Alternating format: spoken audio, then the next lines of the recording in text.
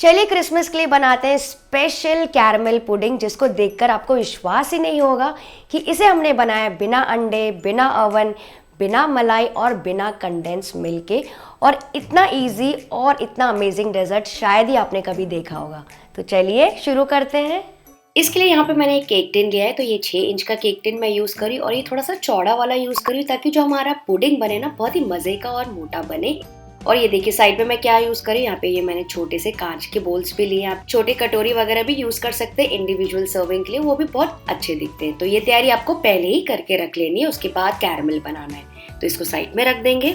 Next एक pan में हम बनाएंगे कैरमल, तो यहाँ पे मैं डाल रही हूँ आधा कप शक्कर और इसको लो फ्लेम पे मेल्ट करेंगे। फ्रेंड्स इस चीज़ का आपको ध्यान रखना है, इसको लोएस्ट फ्लेम पे ही मेल्ट करना है, वरना क्या होगा ये अचानक जल जाएगी, डार्क हो जाएगी और कड़वी हो जाएगी।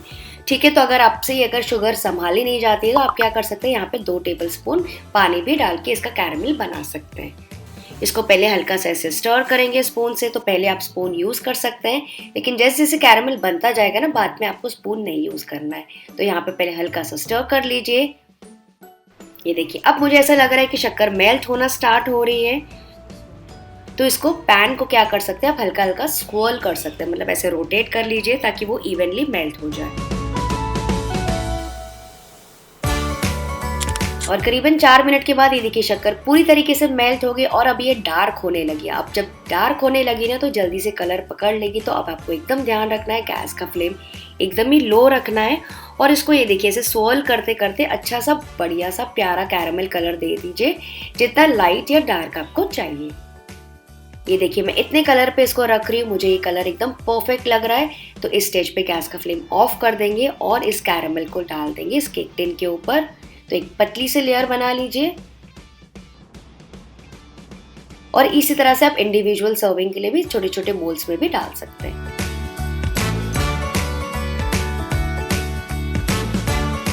इसको हल्का सा टैप टैप कर लेंगे और इसको साइड में रख देंगे सेट होने के लिए। तो चलिए पुडिंग की तैयारी कर लेते हैं। नेक्स्ट यहाँ पे पैन में मैंने रखा है 2 कप दूध गर्म करने के लिए, करीबन आधा लीटर। इसमें अच्छा सा उबाल आने का वेट करेंगे।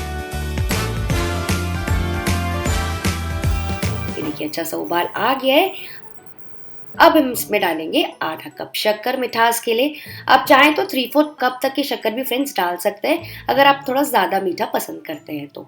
और इसको भी मिक्स करके पकाएंगे 2 से 3 मिनट के लिए लो मीडियम फ्लेम पे, जैसे दूध हल्का सा गाढ़ा होना स्टार्ट हो जाए और शक्कर अच्छे से पिघल जाए। तो गैस का फ्लेम यहाँ पे मैं लो कर रही हूँ ताकि दूध गाढ़ा होना स्टार्ट हो जाए। तब तक मैं क्या करूँगी, यहाँ पे बोल में मैंने लिया है 2 टेबलस्पून वेनिला कस्टर्ड पाउडर और इसमें मैं ऐड कर रही हूँ 1/4 कप दूध। तो ये जो दूध है रूम टेम्परेचर में या फिर कोल्ड मिल्क आप यूज़ कर सकते हैं ताकि इसमें कोई लम्स ना रहे। इसको अच्छे से मिक्स कर लेंगे। इससे क्या होगा, हम अपनी पुडिंग को थिक करेंगे और बढ़िया सा फ्लेवर भी आ जाएगा।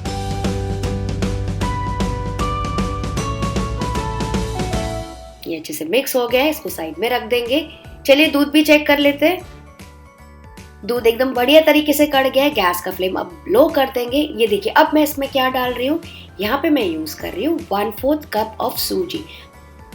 तो मेरे पास जो सूजी पड़ी थी ना उसको मैंने क्या किया, थोड़ा मिक्सी में चला दिया और एकदम फाइन कर दिया है। और अगर आपके पास बारीक सूजी है तो वो भी आप डायरेक्टली यूज कर सकते हैं। इसको अब हम क्या करेंगे, थोड़ा थोड़ा करके इसमें ऐड करते जाएंगे और लगातार विस्क करते जाएंगे। तो फ्रेंड्स इस चीज़ का आपको ध्यान रखना है कि ये सारी चीज़ें आपको लो फ्लेम पे रखना है और अचानक से बहुत ज़्यादा सूजी एक साथ नहीं डाल देना है, वरना वो एक तरफ इकट्ठा हो जाएगा, गाढ़ा गाढ़ा सा हो जाएगा और कच्ची रह जाएगी आपकी सूजी। और लगातार इसको स्टर भी करते जाइए ताकि इसमें कोई भी लम्स ना पड़े। अब इसको हमें पकाना है कितने मिनट के लिए, 2 मिनट के लिए इसको लगेगा पकने में। इससे क्या होगा, आपकी जो सूजी का कच्चापन है वो पूरा निकल जाएगा। तो इसको थोड़ा सा और ऐसे चलाते जाइए। ये देखिए मैं आपको कंसिस्टेंसी दिखाती हूँ, एकदम गाढ़ी कंसिस्टेंसी का हो गया, इसमें एक भी लम्स नहीं है, एकदम थिक दिख रहा है आपको फ्लोइंग कंसिस्टेंसी सूजी का। तो बस इसी स्टेज में हम इसमें डाल देंगे कस्टर्ड का घोल जो कि हमने तैयार करके रखा था ना, वो उसको भी थोड़ा थोड़ा करके डालेंगे और लगातार मिक्स करते जाएंगे। तो फ्रेंड्स ये जो पुडिंग है ना बहुत ही ज़्यादा डिलीशियस बनती है और इतनी इजी, मतलब मैंने 1-2 बार ट्राई की फिर ही मैं ये रेसिपी आपके सामने लेके आई। बहुत अच्छा फ्लेवर आता है इसमें वेनीला कस्टर्ड का, फिर उसमें जो टेक्सचर आता है ना सूजी का, ओ माय गॉड इतना ज़्यादा मज़े का मुझे लगा। तो मैंने सोचा ये तो वीडियो आपके लिए मैं पहले बनाऊंगी इस क्रिसमस में। और इसको बनाने में सिर्फ 10 से 15 मिनट लगते हैं गैस में, और बाकी तो फिर सब सेटिंग की ही काम है। तो ये देखिए कस्टर्ड का घोल डालने के बाद भी इसको मैंने 3 मिनट के लिए और पकाया। ये देख सकते हैं आप इसकी कंसिस्टेंसी भी बहुत ज़्यादा फ्रेंड्स अगर आप कुक कर देंगे ना तो यहीं पे बहुत गाढ़ा गाढ़ा हो जाएगा और सेट होना स्टार्ट हो जाएगा। अच्छा फ्रेंड्स, अगर आप चाहें तो यहाँ पे 1 टेबलस्पून मक्खन या फिर आप घी भी डाल सकते हैं अच्छी सी फिनिशिंग और ग्लॉस के लिए, लेकिन मैं आज यहाँ पे नहीं यूज कर रही हूँ। और बस अब इस घोल को डाल देंगे ये केक टिन के ऊपर।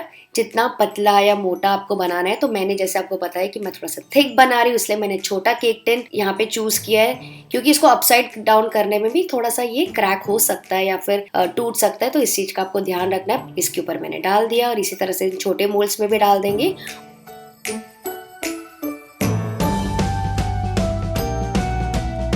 और इसको थोड़ा सा फ्लैटन आउट कर लेंगे।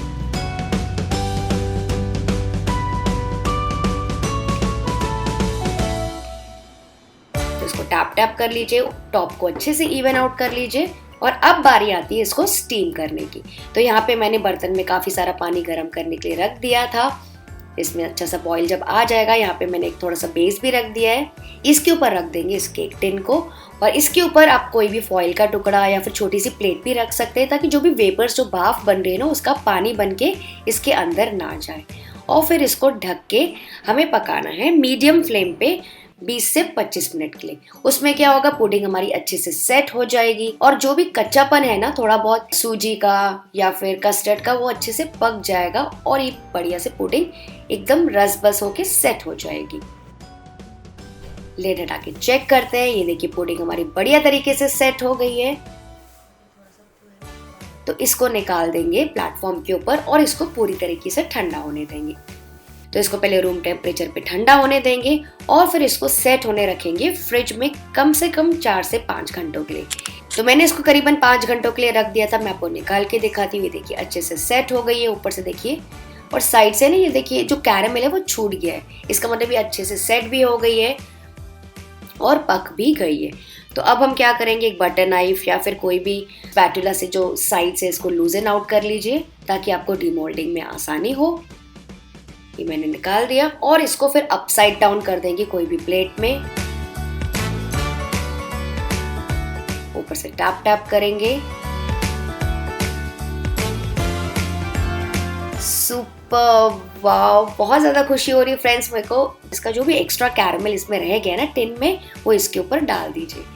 लग रही है ना फ्रेंड्स बहुत ज्यादा मजेदार। मुझे कमेंट करके पक्का बताइएगा कि आपको ये वाली पुडिंग कैसी लगी। इसका एक स्लाइस निकालेंगे।